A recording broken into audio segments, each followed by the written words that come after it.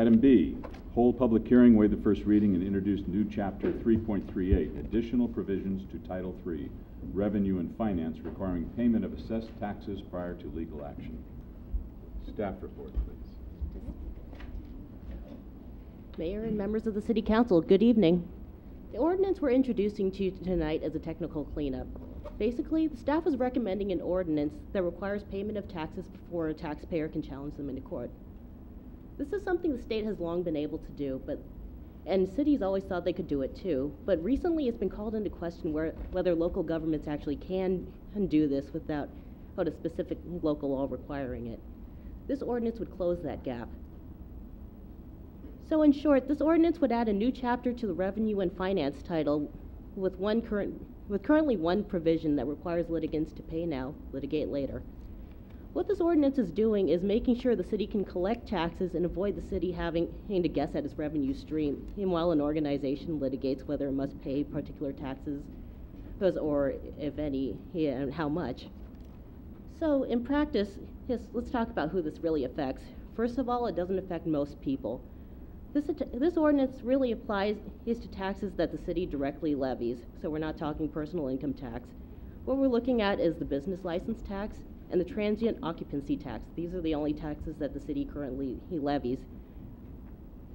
We should also clarify that there's no litigant immediately affected by this. The city's not dealing with any tax litigation right now. This ordinance is a protection in case the issue arises in the future. San Bruno's authority to enact this ordinance is well supported. As I said before, this is something the state's long been able to do. The California Constitution already has a provision requiring taxpayers who want to contest their tax assessments to pay the state first.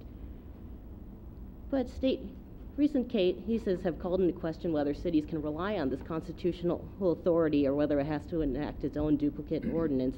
This is why the safer course for the city council is to adopt an ordinance.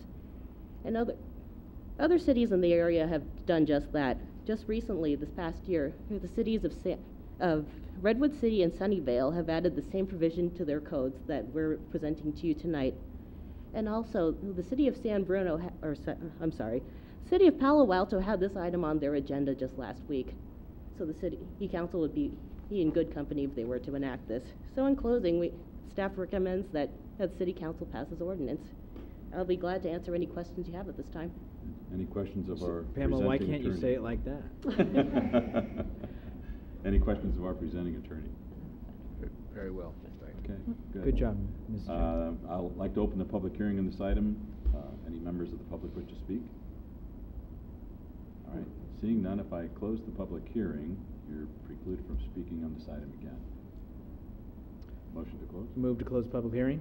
Second? Motion second. All in favor? Aye. Discussion or action? Make motion to waive the first reading. Second? Motion second. All in favor? Aye. Would you like to Introduce the resolution. Adoption.